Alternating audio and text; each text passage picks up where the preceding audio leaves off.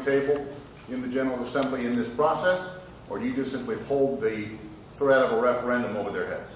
Get to the bargaining table. If Lou Blessing wants to whistle by the graveyard, if he continues to think, as the Speaker Pro Tem of the House, that he somehow can ignore 61, 62% of the people of the state and continue to push the Speaker's right-wing agenda and be dismissive of those who have our concerns, then he risks his own political future, and that of the governor, and that of the Speaker, and that of other legislators who choose to follow him in that fashion. You know, I know you remember Bob Taft and George Voinovich, Dick Celeste, you remember Ted Strickland. Each of those governors, for the most part, governed from the middle on most contentious issues, and those that didn't were mindful of the results when they didn't, and chose and changed their course accordingly.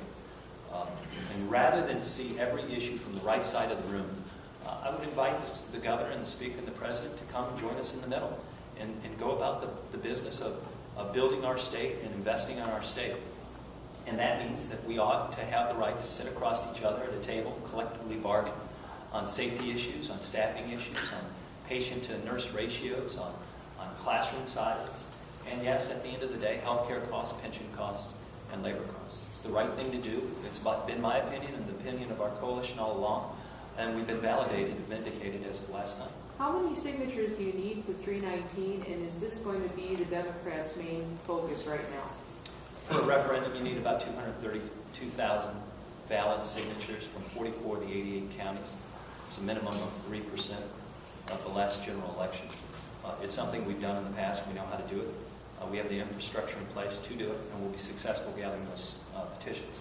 We are focused entirely on the election and re-election of great Democrats like Sherrod Brown and Barack Obama, like Joe Biden and members of the legislature, and the candidates seeking to become members of the General Assembly. Running a referendum for the next 5 weeks is something that we are able to do. It's funded. We have the infrastructure to do it, but it doesn't take our eyes off the prize, and that is that next November to gain seats in the Ohio General Assembly, in the Senate and the House, to elect to the Ohio Supreme Court, first African American Democrat, and to continue to make history at the national level. Do you think if next year unemployment in Ohio is still above 9% or worse, that all these victories tonight will just be a distant memory and people will be voting on their pocketbooks and not on what happened with Senate Bill 5? And if we were to focus almost entirely on referendums, referenda, instead of working on behalf of our candidates and getting our message out, I would be concerned about that, because oftentimes the economy, pocketbook issues rule the day in Ohio. But we get that. You and I, those of us who covered and been part of politics, understand that completely.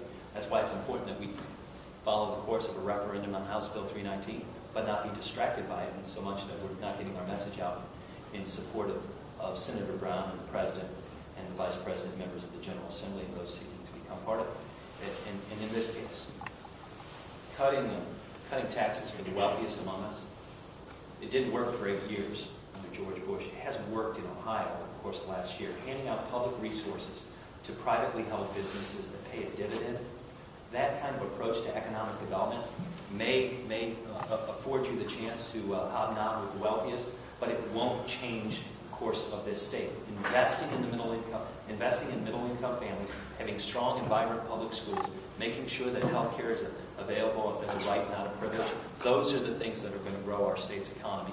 And the people of the state, as of last night, responded. We've got to put last night in the context of economic development. If you are investing in communities and in families, Ohio and Ohioans will do better. There seems to be a disconnect with the governor and those in the Republican leadership as it comes to budgeting. The local government fund has been part of Ohio's general revenue fund stream for, I believe, more than 75 years. And over the course of the last year, the local government fund has been eviscerated. And a year from now, will be all but gone. Local government funds are directed directly to county commissioners and to school board members and to mayors and to those people on the front lines providing services that are so desperately needed.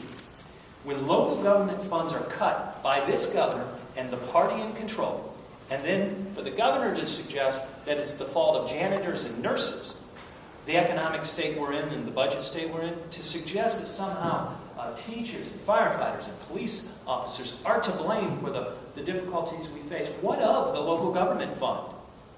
Frankly, local elected officials, as I was once, will remind the governor, how about this? You continue to partner with us, and like a doctor, do no harm. Right now, the governor and the legislature have done harm at the local level, and he's trying to scapegoat those who make up the very fabric of our communities. Well, He being the governor. following that up, though, last night Governor Kasich said there's not going to be a bailout. There's no money coming. So if there's no money coming, if issue 2 is not in place, what? But he's not an emperor. He is not a. We live in a democracy, a representative democracy where the people can respond accordingly. And the fact of the matter is, the local government fund was created when the state legislature stripped away the right of certain political subdivisions to create and collect taxes at the local level. The legislature at the time said, we will make up the difference by creating and funding the local government fund. And so it was for the next 70 or 80 years until one John Kasich became governor. There is a philosophy among Grover Norquist Republicans that if you choke government to such an extent, it will go away. That is what we are watching happen.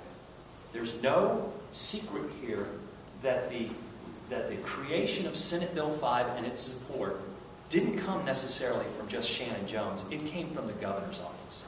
Good reporting showed us that it was the governor, his staff, that sent the language to the House that asked that the additional language that was so reprehensible and so far-reaching be added in the House. That scapegoated members of collective bargaining units. Fact of the matter is, if you were to pick up the phone and call the CEO of any company, he or she would tell you that they are there in that community for a number of reasons. And among them, the education of the workforce and availability of the workforce. Transportation and infrastructure of sewer and water. The community itself and whether or not the schools are well funded and are inviting. And whether or not the police and fire safeties are supported by the local community. If you were to look at any objective study in terms of the recruitment of jobs into this state, taxes aren't in the top 4 or 5. And the fact of the matter is, if they were in the top 4 or 5, it begs the question, why aren't we doing better? These folks keep cutting taxes for the wealthiest among us. At what point does it work? It doesn't work. And scapegoating middle-class families has been rebuked and turned back by the people of the state. There's a lot of the folks woke up this morning and saw kind of a mixed message with a lot of the levies failing. You know, with the issue 2 also going down. There is this local question of what next.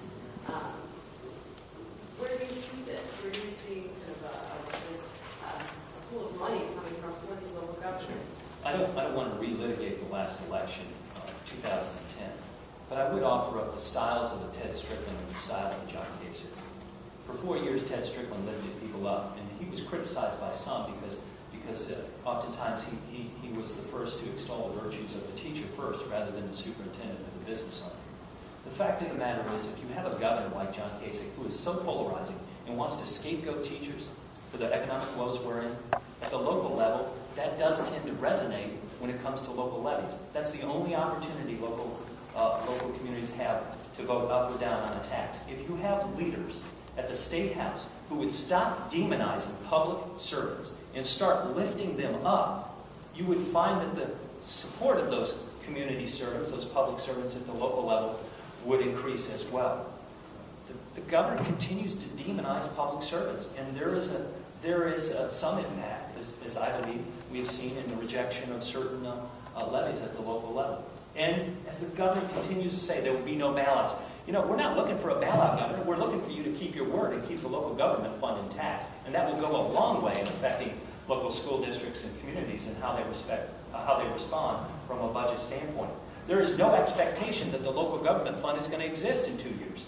So local communities, whether it's a police or fire levy, have to put those levies on the ballot now so that they can collect those revenues a year from now. Local levies are not enforced immediately. You have to wait until the next taxing cycle to begin to collect those revenues. So thus, we see an increase of these levies on the ballot. Chris, independents seem to be